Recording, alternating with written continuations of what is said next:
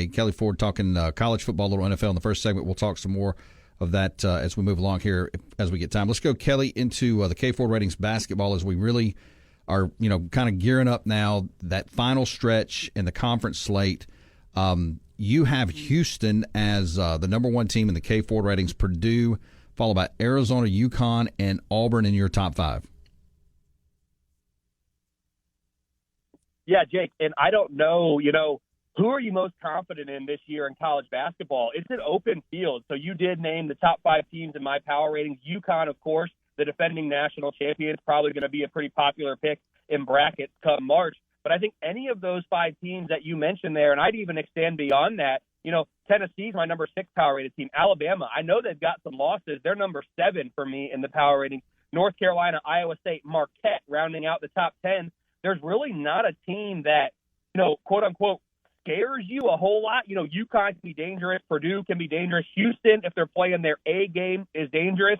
But all these teams have flaws this year. All these teams have been beaten. It's an open year in college basketball, and I think that's exciting. It's going to make for a fun March Madness.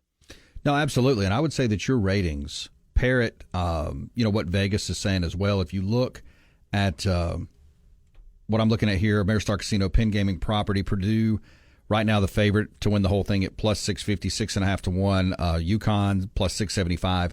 Then you go Houston at 9 to 1, and then it's kind of a smorgasbord here. Arizona, Tennessee, Auburn, North Carolina. We go 10 to 1, 15 to 1, 18 to 1. Alabama 20 to 1. And I wouldn't be surprised to see some of these, what I consider value bet picks. Iowa State 20 to 1, Kansas 20 to 1. Marquette 22 to 1, Kentucky 25 to 1, even Duke 30 to 1.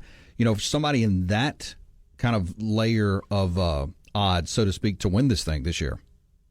Absolutely. And all those teams you just mentioned, if they weren't in my top 10, they're in my top 15, my top 20 of the power rating. So I do think there's a deep contending pool this year. And there's not necessarily one or two teams that rise to the top, which is going to make it fun. But yes, this could be the year that you see, a 4 seed, UConn just last year was a 4 seed, but a 5 seed, a 6 seed, make not just a run, but win the whole thing. Of course, last year in the national championship, having San Diego State, Florida Atlantic was a 9 seed in the Final Four. We've seen it in recent years, and I expect we're going to see it again this year. Speaking of those teams, Florida Atlantic right now, number 23 for me, San Diego State, number 27. So two teams, again, that have a lot of experience, probably going to be seeded, outside the top 4 or 5 lines, but have proven just last year they can make a run from that position.